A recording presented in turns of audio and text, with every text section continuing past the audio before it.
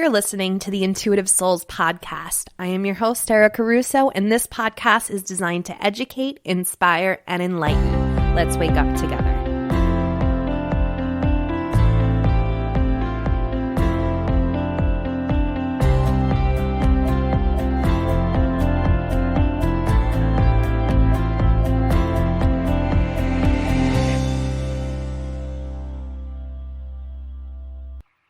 Hello and welcome to the Intuitive Souls podcast. If this is your first time tuning in, welcome. I am glad the universe led you here. My name is Erica Russo, and I am a psychic medium and spiritual mentor. And this podcast is all about giving you the tools, the conversations, the stories, all the good stuff, all the value to help you on your spiritual journey, your spiritual development, whatever the case may be.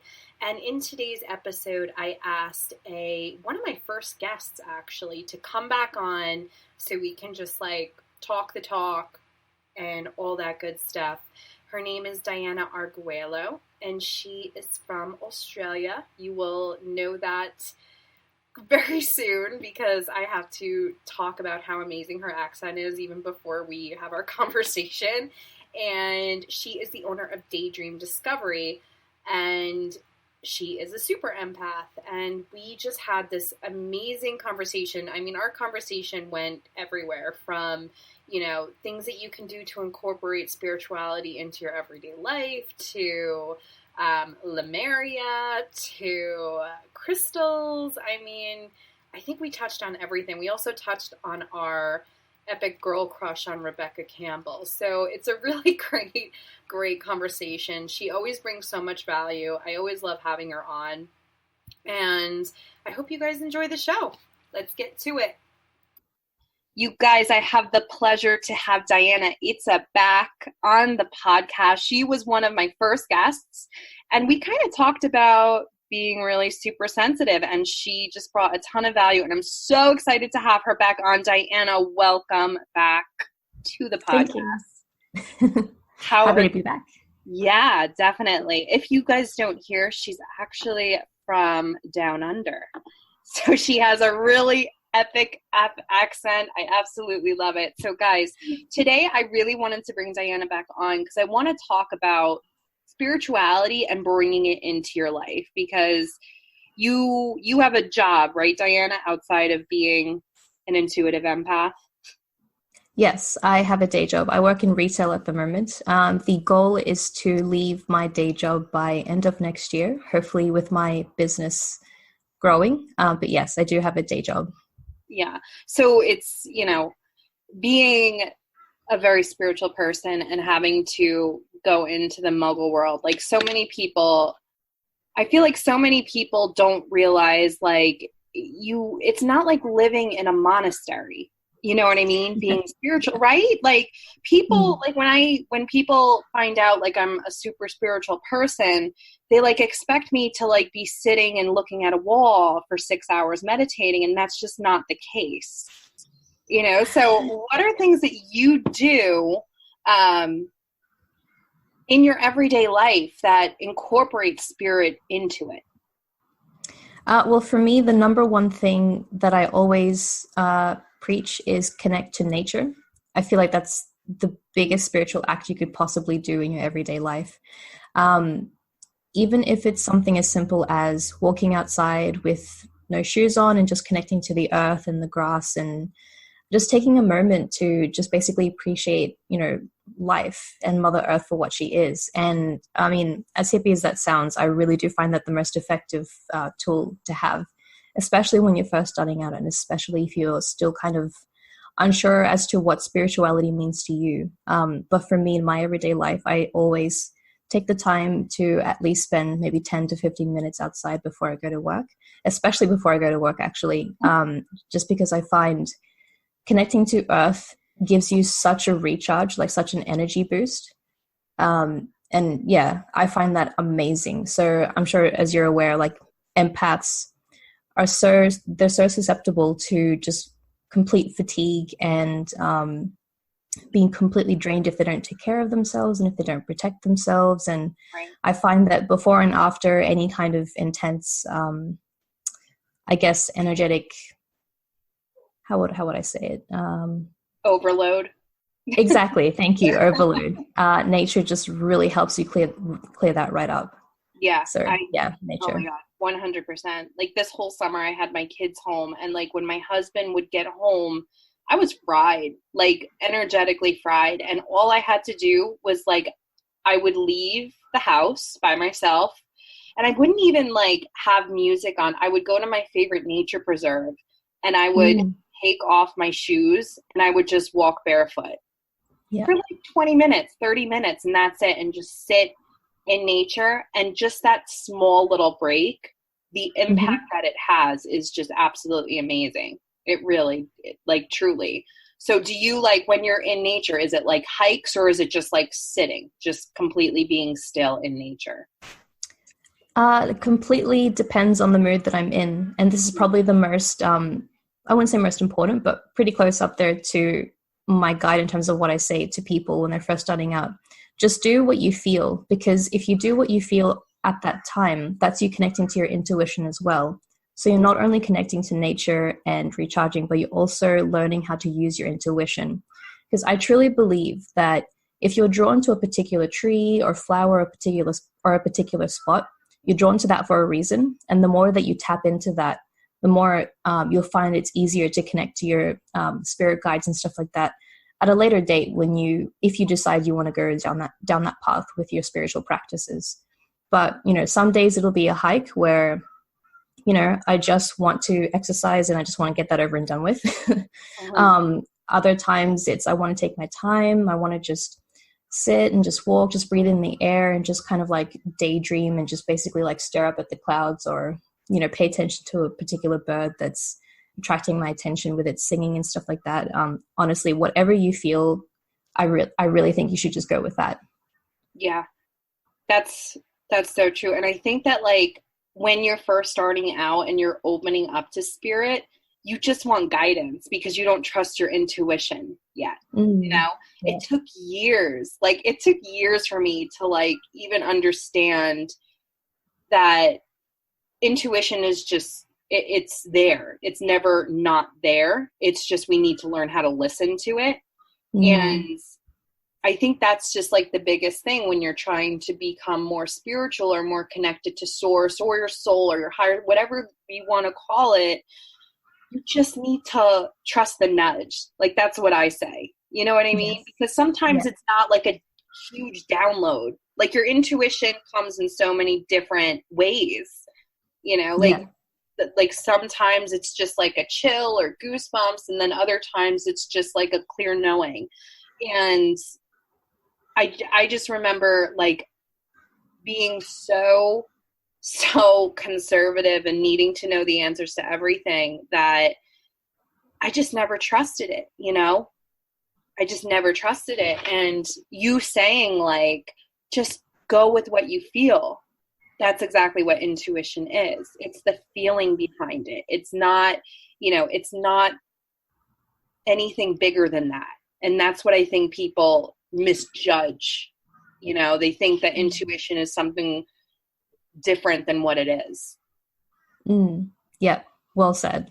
Yeah. And I mentioned her last time, and I'm trying not to bring her up this much, but Rebecca Cambell always says to always talk about Rebecca Cambell. Okay, cool. I was actually supposed to go to her workshop in October, but she's having a baby instead. Yes. Congratulations to her. I almost forgot about Rebecca Cambell. Congratulations. But yeah, I know Rebecca Campbell's amazing. Like, she really is. The funny thing is like, I'm actually setting up like a book recommendation list, and both her books are on it. Yeah, exactly with me. Yeah, exactly the same. Like, if you want to go down this path, you just need to read both of her books because they are so inspiring and so dead on with light work and everything. I'm such a huge Rebecca Cambell fan, so you can talk about her all you want. Awesome. I'm such a geek with her. But yeah, like, it's just, I think what makes her so significant in our journeys is because she's able to explain it in a way that can reach, I guess, the average person. It doesn't matter what stage of your growth, whatever she has in her book, it applies to everyone. And I find it that she does it in a way that's so soft and so gentle that anyone who's, especially maybe still on the path of converting from, let's say, Christianity or Catholicism, or, any kind of organized religion where it's heavily sort of, I guess, I have to be careful with my words here, but, I guess implied that, intuition is connected to mediumship and therefore something, bad or something to be afraid of.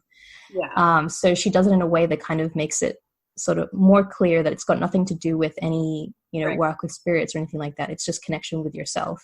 And I find that so powerful. But before I rant on too much, she says, trust the niggle, that little niggling sort of feeling you have in your head or in your stomach, wherever it is you feel you get your guidance from. Just follow that and it'll stop niggling at you once you do it. And then once you do it, that's kind of like phase 1 complete of your spiritual development. Does that make sense so far? No, it does make sense to me. I was just going to say, like, her writing, though, it's just so, I don't know, we're like a total fangirl moment right now. But like when I read her first book, The Light is the New Black, and I was like, this is amazing. And then I listened to Rise, Sister, Rise on Audible, and just her words, her choice of words are just so beautiful. Like, she's a very good writer as well as, a spiritual teacher, because it really touches your soul listening to her. You know what I mean? And she just does such a great job. Like, I am so mad that I can't see her in October, but she's having a baby, so she has a really good excuse to cancel. Good excuse this time.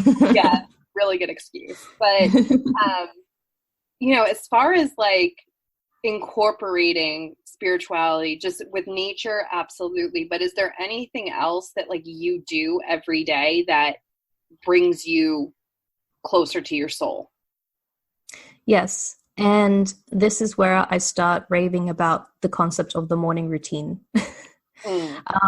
So a lot of, I guess, coaches or personal development gurus, for lack of a better word, they're always preaching about the morning and evening routine. But so I'll give you a quick rundown of mine just to kind of give context. For me, when I wake up, I try to avoid looking at my phone and avoid going on social media unless I have to answer it, a specific thing, like for today's podcast interview. But, I'll get up and I'll spend at least maybe 10 to 20 minutes in a state of mindfulness. So it's just basically where you wake up, for me anyway, and I list at least 5 things that I'm grateful for. And if I feel like I need to keep going, I will, until I feel ready to get up. And then once I get up, I'll stand up with my arms stretched out, with my palms facing up, and I'll say something like, I set the intention to improve the day of someone else at work, or I set the intention to connect to Gaia, or whatever I feel. And I just kind of take the moment to sort of, I guess, observe that presence, that presence of something bigger than myself, which is what spirituality essentially is anyway. And then I'll get my card deck, my tarot cards or oracle cards, and I'll ask, what guidance do I need for today? I'll, shuffle until a card falls out usually, or I'll pull one out. And whatever that card, talks about is what will kind of be my theme for the day. So if it's something about gratitude, my theme will be all about being grateful and trying to stay in as much state of gratitude as possible throughout the day.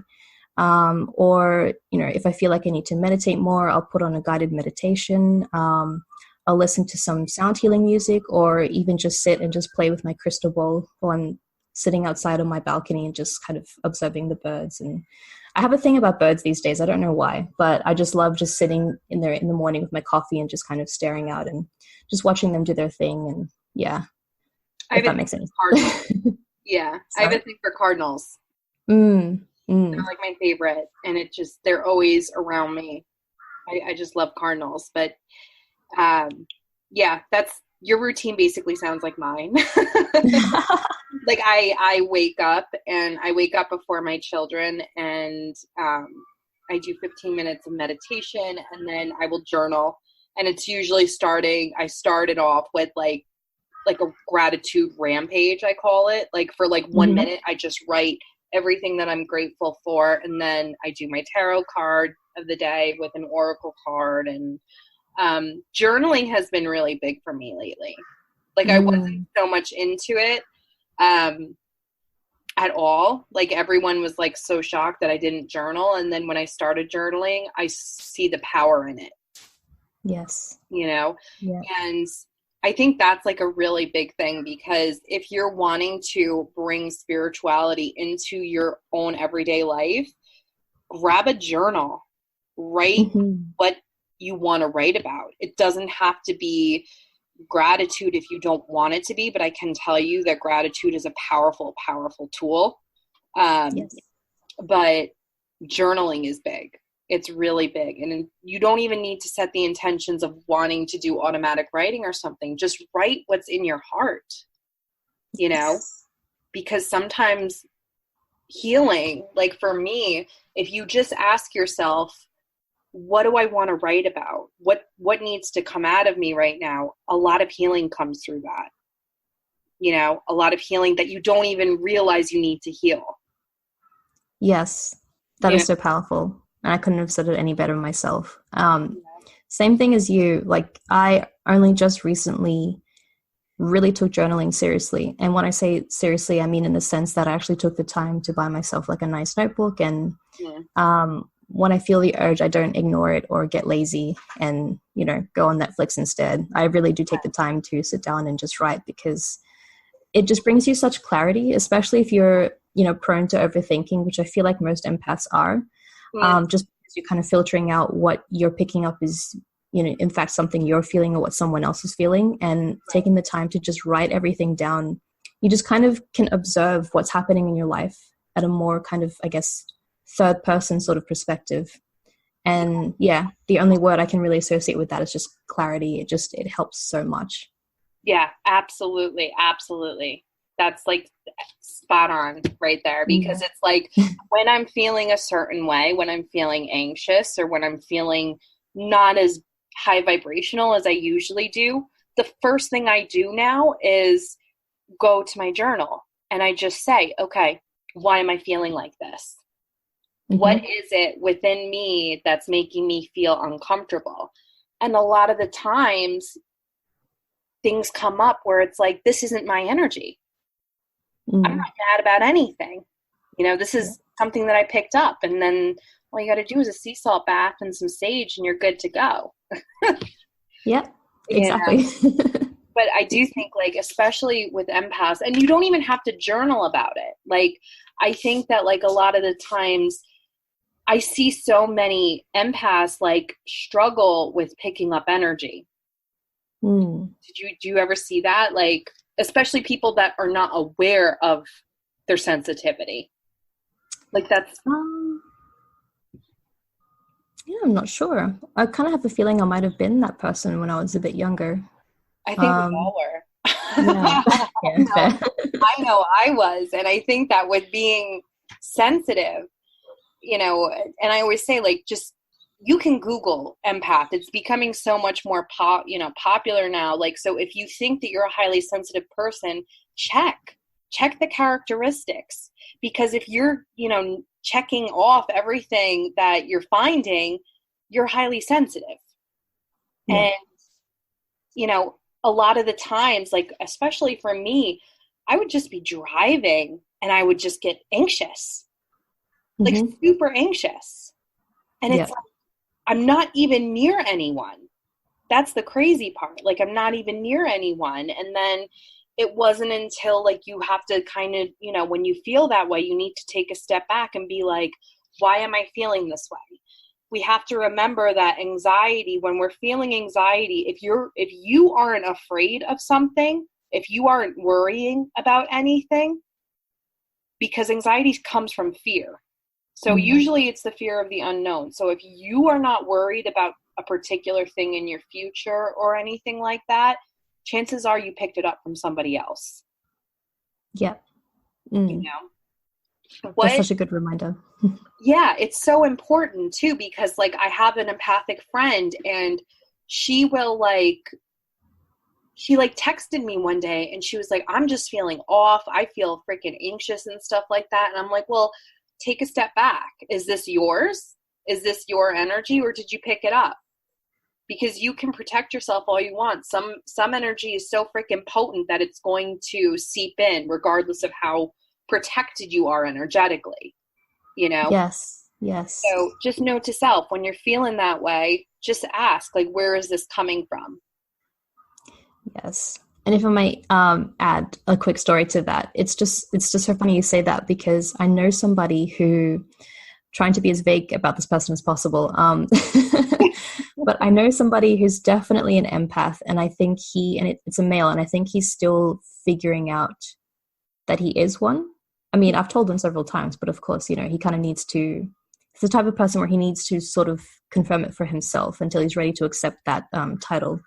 So right. He works in a kitchen. So he's surrounded by, I can only imagine what a stressful environment that must be. That's and right. Chefs, are notorious for being assholes most of the time. Yeah. And I was talking to him, and he was just, talking about how he was stressed. He always comments about how he can't handle stress. He needs to get stronger. He needs to, improve. I'm just like, dude, you're an empath. You're picking up so many vibrations. And I mean, a kitchen, in a lunch rush or whatever, I've never worked in a kitchen. I wouldn't survive, but, for this reason, just because you're, waiters, waitresses, they're stressed. They need to get people's orders, customers, they're not always, compliant, and they can be quite difficult. And you have chefs who just have to make all these, meet all these demands and stuff. And empath right there, smack bang in the middle of it all. Is it any wonder you want to, break down into tears when you come home? Of course, because you're picking up all of that. Right. And on top of that, you're still kind of learning and figuring out that that's what it is. So, right. Yeah, it's just so interesting. Exactly. I know. Some people just don't, it takes them so long to accept it. And I think a lot of the times when you hear it from someone you're close to, it's like, blah, yeah, whatever, blah, blah, blah, blah. And it's like, they need to hear it from somebody other than someone that they're close to. You know what I mean? So true. You should watch The Sensitive One on Amazon Prime. I don't have Amazon Prime, so I have no idea what you're talking about. You're the only person in this world. I think it's also on Gaia or something like that. But just Google it. It's called The Sensitive One, and there's a picture of Alanis Morissette because she's an empath. That makes sense.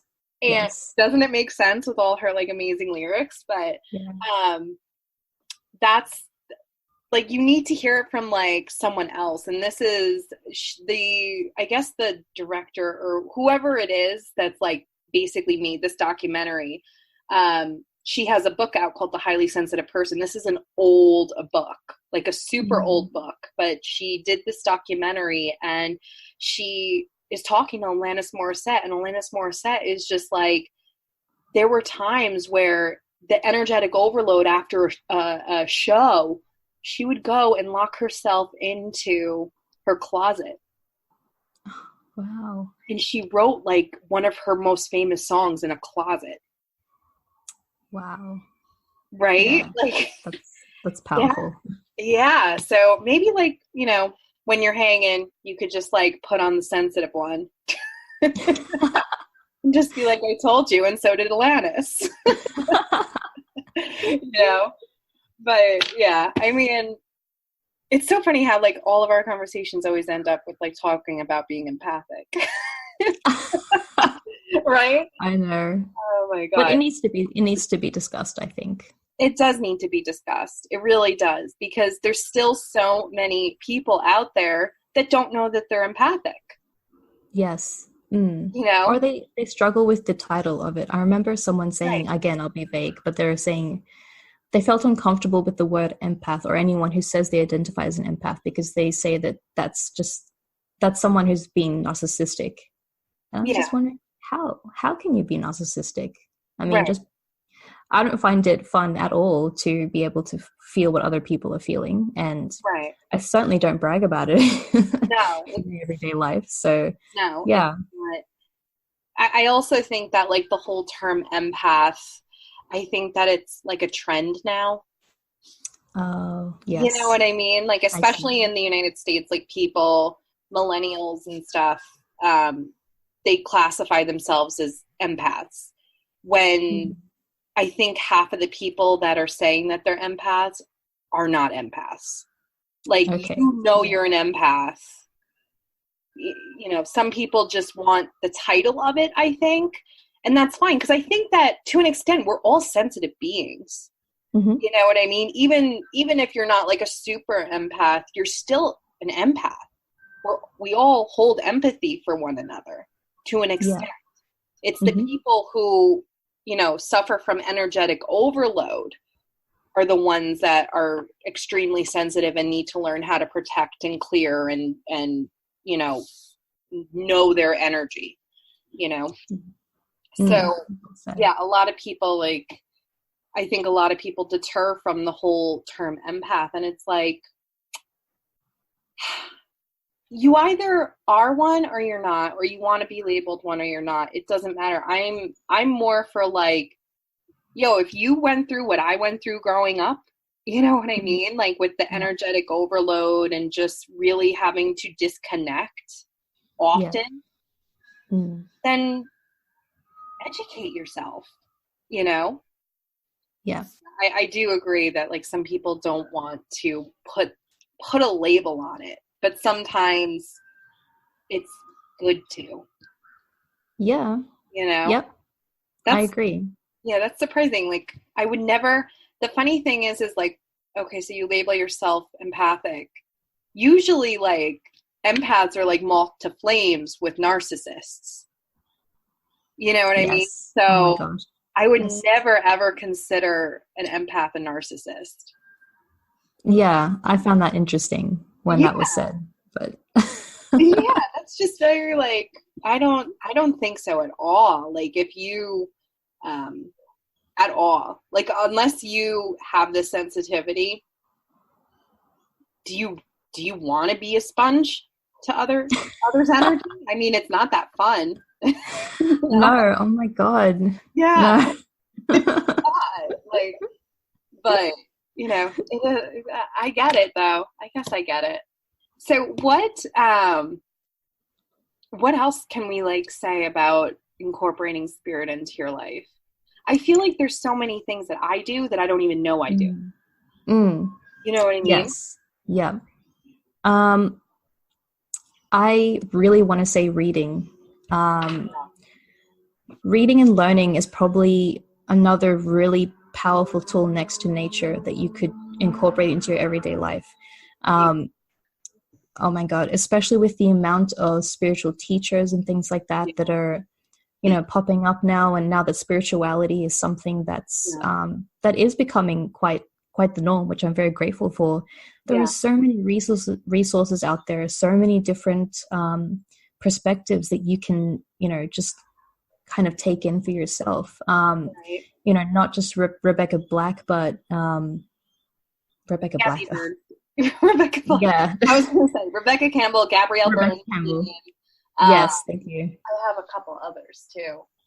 I think Emma Milton, I think her name is. Mm-hmm. There's so Yeah. many. Like you said, listen to a podcast. I mean, Oprah has some good podcasts with Eckhart Tolle, you know what I mean? And Yep. others and stuff like that. There's so many free resources out there. And what I feel better when instead of, listening to One Direction in the car, which I still do, I will listen to a podcast instead, and I just feel better about myself. I feel more educated. So, there's so many free resources, so many. So I definitely agree with that. And if you don't like to read, Audible, Mm-hmm. Yes. And if you don't want to do any of that, then go to music. Again, right. so many things coming to my mind now, but music, I cannot not say anything about it. It is so powerful. Again, for empaths, very, very cleansing, very, very soothing. Right. And, you know, just play with a tool. Like if you can, invest in a crystal ball, invest in a Tibetan bowl, invest in any kind of instrument that makes you happy and makes you feel light and bright. And the more that you kind of attune yourself to that sound, you know, I really do find I connect so well to, you know, everything around me through music. And I find it so healing. But yeah, so I guess like in a nutshell, spirituality, I don't know how you consider spirituality to be, but for me, spirituality is plain and simple, just being aware that you are connected to something bigger than yourself. So whatever you like to do that makes you feel that connection, do that every day for at least a few minutes. And that's spiritual development right there. Like it doesn't need to be any more complicated than that. Right. That's exactly, I couldn't have said it better myself. It's I think it's just the understanding that you are a soul having a human experience, not the other way around. And just that understanding and being connected, that's it. That's all that spirituality is understanding that there's a far bigger world, dimension, whatever you want to call it, more than our muggle world. And respecting it and honoring it, you know? Yes. So true. Yeah, absolutely. So crystal ball, I haven't dabbled yet. How are you? Really? Oh my gosh. I'm good with tarot and oracle, and I kind of stick to that. Like I don't do pendulum. I don't know. I guess like you said, like you stick, when you find something, you stick with it, you know, as far as divination is concerned. So when did you start your crystal ball kind of thing? I ordered one, I'd say like a month ago. So not that long ago. I did a Lemuria course, or a course about remembering your Lemurian past life, run by, let's see if I can pronounce the name. It's spelled differently, but I'm pretty sure her name is Rachel Webb, and she lives in Hawaii. And she's a sound healer, and she incorporates crystal singing bowls in her sound healing temple. And so I saw her playing with one, and I saw a few other people playing with them at, we have this festival called Earth Frequency here. It's basically like a gathering of hippies and spiritual people, and you just basically get together and dance. And we call them borschtufs, but I guess like for the American equivalent, it'd be a rave in the forest, I guess is the best way to describe it. Oh my God, like Burning Man or something like that. Yeah, like that. Yeah, exactly. Oh, wow. Yeah, that's on a much smaller scale though. Oh, okay. Oh, wow. So cool. So you like stumbled upon crystal balls and stuff?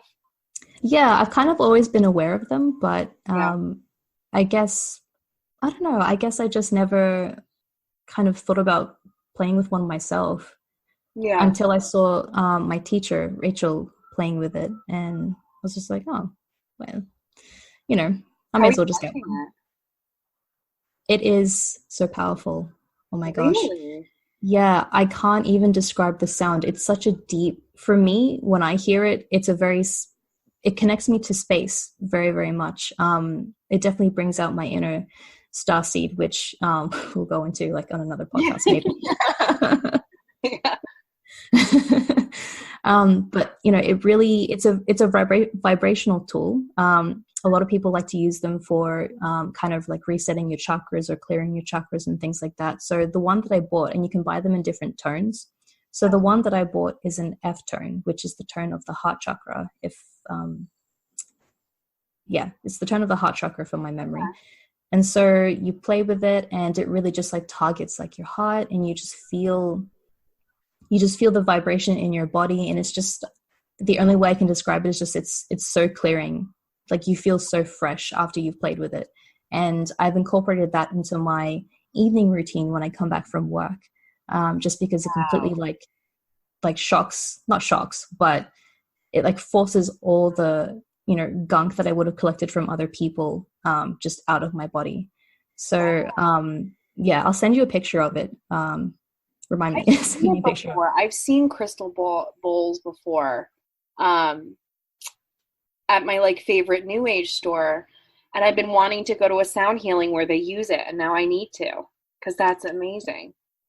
Yeah. And some people will kill me for this, like to say this, but if you can't afford one, I have to say Wish, go on Wish and get one because they're so much cheaper than your Wish stores. I know. I will say this though, like take the time to invest in a properly proper made one, which would roughly be around $300 to $400, but worth the investment. But if you're broke AF as me, you can go to Wish for the time being. Yeah, that's my biggest thing with like singing bowls and stuff. A good singing bowl is expensive. The ones that I want are like expensive. And I have a tiny singing bowl, but it just doesn't do justice to like what a real big one can do. But that's good to know. Yeah. That's definitely good to know. And then the whole Lumerian, I got my Akashic records read, and I'm from Lemuria too.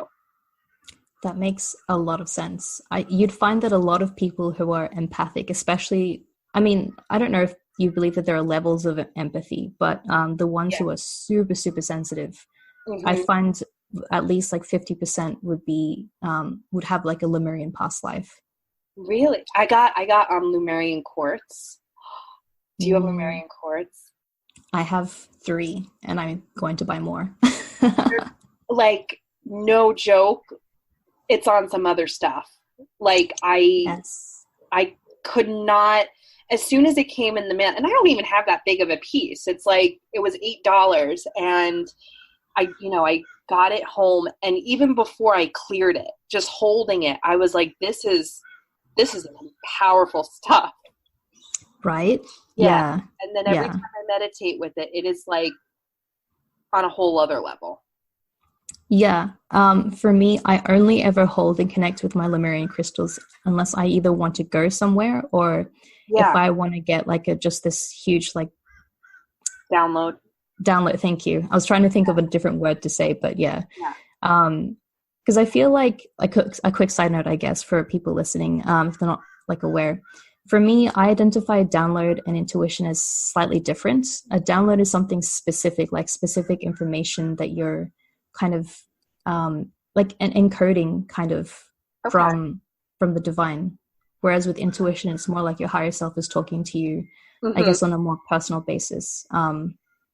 I don't know if that made any sense, but for me, like, that's kind of how I intuition is. Yeah, that's how I basically do it. Like a download, I always think that it's coming from an outside source, like the universe. I always say the universe. Maybe it's coming from my guides, my ancestors, whatever the case may be. But a download is something that is downloaded into me. Like it's just, I just feel it like come through, and it's like, oh, that's what I'm going to do. Yes. But with intuition, it's more of like the feeling and the guidance that I'm receiving. So yeah, we're on the same boat as that.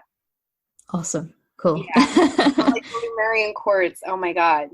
That was like you said, like, don't touch Lemurian quartz if you want to like stop your thoughts. Don't do that. If you want to astral project, if you want to go to a different dimension, Lemurian quartz is the way to go. But like I said, I don't touch it unless like I want to go traveling somewhere. Yes. Oh my gosh. And you're so right. Like I've never had a crystal that has that much power. And I remember I took a piece like to work with me, stupidly thinking like it was going to protect me. It did, of course, but I was so out of it. Like I would have been off with the fairies like half of my shift. Oh my God. I don't know how I survived that. I know. Yeah. Oh my God. Yeah. Like every time after I do a meditation with Lemurian quartz, I just like open up my eyes and then I just like place it back and don't look at it for a couple of weeks. It's that powerful. So yeah, but that's so interesting that you get to so the course was good. Like you got a lot of information. Yeah. It was a lot to process when I first started it. Cause it's online. So you can sort of, you can go along with her and you have access to group coaching calls with her, which is fantastic. But at that time when I enrolled, I think it was around a period of just like a lot of changing, a lot of uncertainty about what I wanted to do with my business. I mean, as you know, as a fellow business owner, you're constantly kind of evolving why you do it and how you want to do it and things. So But yes, I found I had so many kind of memories and, again, so many downloads come through. I wrote in a post on Instagram that my clairvoyance really, really kind of, it not peaked, but it just got a lot stronger, to the point where I could feel like my third eye throbbing when I did like her meditations. And it makes sense, because Lemurians were highly telepathic. Like, it was normal to communicate telepathically. And I think a lot of people believe that our third eyes were actually visible. So we actually all had three eyes on Lemuria. So to me, it makes perfect sense that clairvoyance was the first sense for me to like really feel the effects. And then the second was my clairaudience, where I would start hearing like dolphin singing and whale singing. And it was just kind of like, it used to scare me when I was a child. And when I was a child, I was really, really afraid of the ocean. And now it's just kind of like, it just feels like home. Like, it just feels so familiar. And I don't know how else to describe it. But yeah, anyone who wants to do her course, I think doors closed now, but she offers it every year, as far as I'm aware. That's really interesting. That's awesome. God. Wow. So while we're wrapping up, what are 3 pieces of advice you would give anyone who wants to incorporate spirit into their everyday life? Gratitude, nature, and play. Yeah, play is big too. I don't think we even touched on play. Play is huge. Why didn't we even touch on that? Find the thing that brings you joy and do more of it. Yeah. Simple as that. We sort of touched on it. I mean, I feel like for us, play would be nature and playing with cards and things like that, and crystal balls. Yeah, I guess you're right. Yeah, you're right. I get happy when I'm with my tarot. Oh my gosh. Girl, thank you so much for coming back on. If you guys are interested, please go check out Dianna's Facebook. It is called Daydream Discovery. All of this is going to be in the show notes for you. Dianna, it is always a pleasure. Thank you for coming back on. Right now, it's actually, since she is halfway around the world, it's like really like the ass crack of dawn for you. So I appreciate you working with me. And guys, it has been a pleasure. Dianna, thanks again so much. Thank you. Want a place for spiritual and personal growth? The Intuitive Souls monthly membership is now open for enrollment.